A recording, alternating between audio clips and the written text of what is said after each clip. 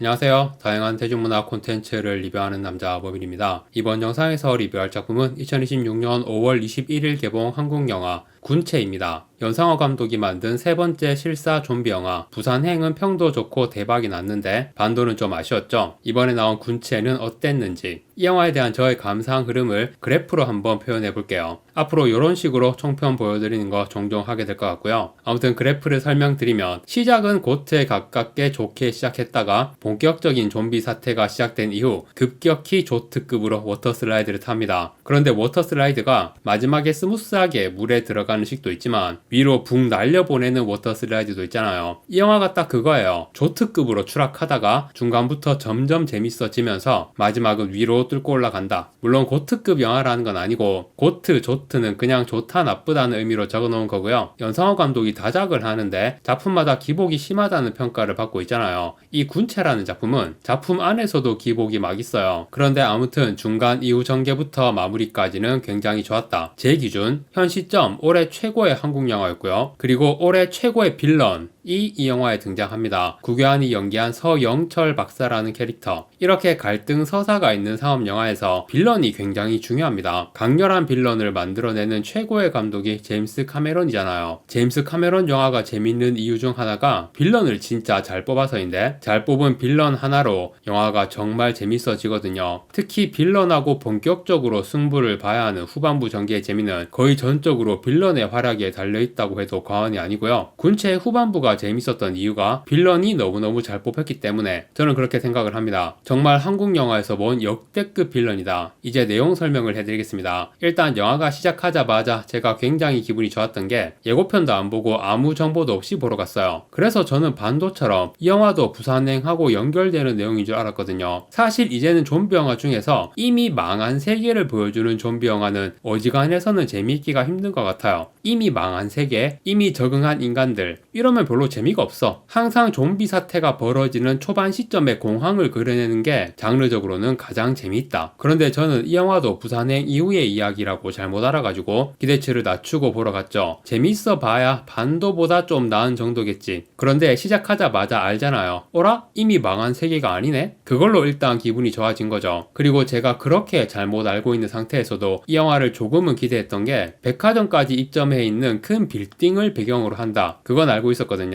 좀비 장르에서 제일 매력 있는 공간이에요. 제일 유명한 좀비 영화 시체들의 새벽, 그걸 리메이크한 새벽의 저주까지. 그리고 큰 빌딩은 아니지만 한국 아울렛에서 촬영했던 일본 영화 I am a hero라든가 좀비 영화에서 이런 공간을 배경으로 한 작품들이 많이 있죠. 대부분 재밌었던 걸로 기억을 하고요. 그런데 항상 좀비 사태가 딱 터진 시점의 내용이 제일 재밌거든요. 쇼핑몰이나 큰 건물이 배경인 좀비 영화들은 대부분 밖에서 일이 터져가지고 주인공들이 이 건물로 피나는 경우야. 그런데 이 영화 군체에서는 이 건물 안에서 시작이 돼요. 이 공간의 매력을 극대화할 수 있는 초반 상황을 짜놓은 거죠. 그렇게 진행되는 내용이라는 걸 초반 전개에서부터 알 수 있잖아요. 그래서 이 사태의 배경만으로 보면 너무 매력적인 거죠. 이거다. 내가 보고 싶었던 좀비 영화가 이런 거였어. 그래서 초반에 좀비 사태가 어떻게 터지게 되냐, 배경이 되는 이 빌딩으로 전지현이 연기한 권세정이라는 인물이 오면서 영화가 시작됩니다. 그와 함께 빌런의 이야기도 시작되는데, 구교환이 연기한 서영철 박사, 이 인간이 경찰서에 전화를 하거든요. 내가 오늘 그 빌딩에서 테러를 저지를 거다. 그렇게 경찰에 전화한 후 실제로 테러를 하러 빌딩 안의 모습을 드러내죠. 무슨 생명공학 컨퍼런스 같은 게 열린 곳에서 주요 인물들이 등장하는데, 강우철이라는 무슨 바이오 기업 대표가 발표를 하고 있어요. 그리고 권세정은 어떤 남자와 함께 자리에 앉아서 그 발표를 듣고 있죠. 고수가 연기한 한규성이라는 캐릭터. 권세정과 한규성은 과거에 부부였는데 이혼을 했고요. 한규성은 재혼을 했고 권세정은 솔로인 것 같아요. 둘 다 생명공학이나 관련 분야의 학자인 것 같습니다. 그런데 권세정이 대학에서 처세를 좀 잘못해가지고 잘렸나봐. 그래서 새 일자리를 찾아야 하는데 지금 발표하고 있는 강우철의 바이오 회사에 들어가려는 것 같아요. 권세정이 이 컨퍼런스에 초대장을 받았는데 그걸 강우철이 보낸 걸로 알고 있거든요. 그래서 강우철이 발표 끝나고 내려오니까 가서 인사하려고 하죠. 그런데 초대장에 대해서 모르는 눈치인 거야. 뭔가 수상한 초대장이에요. 초대장에 불완전한 소통으로 인한 비극 어쩌고 하는 이상한 문구가 적혀있어. 아무튼 인사도 못하고 강우철이 어디로 가버려요. 그래서 한규성이 권세정한테 야 빨리 따라가서 제대로 인사드리라고. 그래서 권세정이 강우철을 따라가죠. 그런데 강우철이 누군가를 만나서 심각한 대화를 하고 있는 모습을 봅니다. 그래서 결국 인사를 못하고 그냥 돌아오는데, 강우철이 대화하고 있던 상대는 서영철이었고, 서영철이 원래 강우철의 회사에 속해 있었는데 네가 내 연구를 가로챘다 뭐 이런 식의 말다툼이 벌어집니다. 그런데 강우철이 말하길 서영철의 연구는 써먹을 수 없는 연구다, 뭔가 위험한 그런 연구인 것 같아요. 그런데 서영철이 완전 매드 사이언티스트 같은 얼굴로 아니야 내 연구는 새로운 인류를 탄생시킬 대단한 연구야 그러면서 무슨 약물을 강우철에게 주사를 해버리고, 이렇게 첫 번째 좀비가 탄생을 하죠. 그 다음부터는 이제 공간만 기차에서 빌딩으로 변경된 부산행의 재탕 장면들이 나오게 되는데, 여기서부터 실망을 하게 되죠. 좀비들의 최초 습격 장면들이 너무 부산행의 재탕이었고 이 공간을 폭넓게 활용한 느낌이 전혀 아닙니다. 제작비라든가 규모 문제도 있겠지만 이 큰 빌딩이 순식간에 괴멸한 상황처럼 보였거든요. 그냥 주인공들이 습격당해서 주변 사람들 뭉쳐서 어디 백화점 매장 안에 숨고는 그걸로 초반 습격 상황 끝이야. 매장에 숨어버린 주인공 무리들 제외하고는 빌딩에 생존자가 없는 것 같은 상황으로 싹 정리되어 버립니다. 물론 어딘가 숨어있는 다수의 생존자가 당연히 있을 수밖에 없는 상황이지만 그런 걸 전혀 보여주지도 않고 다른 생존자에 대한 어떤 고려나 상정도 없이 이후 내용이 진행된단 말이에요. 급격히 영화의 리얼리티가 떨어지게 되는, 그리고 영화의 제목이 군체잖아요. 다들 눈치를 챘을 겁니다. 그저 집단 행동을 하는 변종 좀비의 공포를 보여주려는 영화가 아니라는 걸. 좀비 사태가 시작된 이후로는 완전히 사회 실험 세트장 같은 공간이 되어버립니다. 벌어지는 상황도 그렇고 등장인물들의 행동까지도 정해진 실험대로 진행되는 내용처럼 보여요. 그리고 그 내용이란 게 바람과 고구마, 카모디, 어팸, 부산행의 김의성까지 다 소환해도 맞짱 깔 수 있을 정도의 바람과 고구마가 쏟아지거든요. 저는 이 영화가 올해 최고의 한국 영화라고 말했지만 안 좋은 평도 많을 거라고 예상을 하고요. 반도급이다 라는 평도 나올 것 같아요. 바람과 고구마 전개가 많아서 불호 반응도 꽤 나올 만한 영화다. 그런데 이 고구마 전개들이 사회 실험 같은 내용이라고 했잖아요. 이 작품이 서로 다른 유형의 집단끼리의 대결을 그리고 있단 말이죠. 이 좀비들은 쉽게 말해서 개미화된 집단이에요. 서영철이 주장하는 건 인류의 모든 문제는 불완전한 소통에 의한 비극이다. 불완전한 소통을 끝내고 완전한 하나가 됨으로써 더 나은 새로운 인류로 진화할 수 있는 것이다. 이게 권세정이 받은 초대장에 적혀있던 글. 초대장을 보낸 게 서영철이었던 거죠. 서영철의 아버지도 교수였는데 권세정이 아마 학생이었을 때 이 교수가 저지른 잘못을 폭로를 했었던가 뭐 그런 과거의 사연이 나중에 드러납니다. 아무튼 그래서 이 빌런에게 맞서는 주인공 무리들도 일부러 일반적인 형태의 인간 집단으로 구성을 해놓은 거죠. 살아남기 위해 협력을 하는 생존자 집단. 그런데 일체화된 행동을 보이는 좀비 집단과 달리 주인공 집단은 항상 충돌하는 의견들이 나오게 되고 집단 행동에서 이탈하는 행동도 계속 나오고, 그래서 굵직한 실패들이 계속 터집니다. 초반에 그 역할을 하라고 고수가 등장을 한 거죠. 유명한 배우가 빠르게 퇴장하면서 임팩트를 만들어내는 역할. 누구 한 명이 트롤을 해가지고 고수가 일찍 죽게 되고요. 어떤 일진 여학생 캐릭터가 있어요. 얘가 이제 부산행 김의성하고도 맞짱 뜰 수 있는 에이스급 바람캐 최서은이라는 배우가 연기한 캐릭터고요. 진짜 역대급 바람 캐릭터로 대활약을 합니다. 아무튼 좀비 사태가 벌어져가지고 매장에 숨게 되는 주인공 일행들. 고수가 연기한 한규성은 죽고 전지현이 연기한 주인공 권세정과 10대 3인방, 그 중에서 남학생 1명, 여학생 1명은 일진이고 또 다른 여학생 1명은 두 일진에게 괴롭힘을 당하고 있습니다. 이 캐릭터는 이담이라는 배우가 연기했고요. 그리고 최현이, 최현석이라는 이름의 누나와 남동생이 있는데 배우는 각각 김신록과 지창욱. 누나인 최현이는 하반신 장애가 있어서 전동 휠체어를 타고요. 동생인 최현석은 빌딩의 보안 직원이에요. 그리고 빌런인 서영철이 경찰에 신고를 했으니까 좀비 사태가 터지기 전에 경찰들이 이미 빌딩에 와 있었거든요. 그런데 좀비 사태가 터지면서 경찰들이 다 죽고 형사 1명만 살아남아서 주인공 집단에 함께 하게 되고요. 그 외에도 몇 명의 생존자가 더 있습니다. 그렇게 주인공 집단이 형성되고 이들이 매장에 숨어서 불을 끄고 문을 잠그니까 일단 좀비들에게 공격을 당하지 않는 상황이 됩니다. 그런데 빌딩의 다른 곳 상황은 사실상 괴멸해서 전부 좀비화가 되었고 빌딩 밖은 또 경찰들이 순식간에 봉쇄를 했어. 그런데 빌딩이 보통 입구 문이 유리로 되어 있잖아요. 이 영화에서 유리가 참 튼튼하구나 라고 느껴지는 장면들이 참 많이 나오더라고요. 좀비들이 유리 깨고 빌딩 밖으로 나올 것 같은데 못 나오고 다들 유리에 이러고 있더라고요. 아무튼 주인공들은 이제 탈출을 해야 하는데 서영철이 경찰에 신고했을 때 자기 몸에 백신이 있다 뭐 그런 얘기를 했어요. 그래서 형사가 전화로 경찰 상관이랑 통화하면서 지시를 받죠. 서영철을 확보해라. 그러면 구조대를 보내겠다. 보면 전개가 되게 이상해요. 말했듯이 무슨 실험하는 것처럼 주인공들이 해야 할 행동들이 주어지거든요. 벌어지거든요. 실제 좀비 사태가 벌어졌을 때 생존을 위해 하게 되는 행동과는 거리가 먼 굉장히 리얼리티가 떨어지고 실험 같은 내용들이 계속 나온다. 장르 본연의 재미를 목적으로 한 서사가 아니라 사실상 서브텍스트에 먹혀버린 서사다. 그런 느낌을 받았고요. 아무튼 그래서 주인공 집단은 서영철을 찾아야 하는 상황이 되거든요. 그런데 주인공 권세정이 정확히 무슨 전공의 학자인지는 모르겠는데 아무튼 좀비들의 특성을 파악하게 되는 겁니다. 서영철이 만든 거는 결국 집단 지성화된 좀비예요. 하이브 마인드라고도 하죠. 그런데 좀비가 되면 일단 기존의 지성은 사라져버립니다. 바로 뇌에 손상이 가서 아예 포맷이 되는 것 같아. 그래서 처음에는 네 발로 기어다녀요. 그런데 좀비의 개별 개체들이 하나하나 새로운 경험을 하면서 지식을 얻게 되면 그걸 모든 좀비들이 공유하면서 진화를 하게 되거든요. 그래서 네 발로 걷다가 두 발로 걷는 모습도 나오는 거고 매장에 붙어있는 모델 사진을 보고 달려들다가 나중에는 그게 진짜 인간이 아니라는 것도 알게 되고 그런데 이렇게 뭔가 중요한 지식들이 업데이트 될 때 아주 요란하게 업데이트를 합니다. 우리 휴대폰도 소프트웨어 업데이트 할 때 못 쓰는 것처럼 그때가 빈틈이야. 그런 상황을 이용하는 내용도 많이 나오고요. 그리고 집단 지성으로 모든 걸 공유하니까 역으로 속이기도 쉬운 거야. 미끼가 되는 누구 한 명 몸에 향수를 많이 뿌려가지고 그 냄새를 따라가게 만드는 식으로 틈을 만들어내서 이동하는 그런 식으로 전개되는 거예요. 하지만 여지없이 들이닥치는 바람과 고구마, 의견 충돌과 트롤, 이게 서영철이 말하는 불완전한 소통의 비극이에요. 결국 서영철을 찾아내서 형사가 수갑까지 채우지만 서영철도 이미 좀비균이 몸에 있어가지고 좀비들이 보고 듣는 정보를 다 하는 거죠. 그래서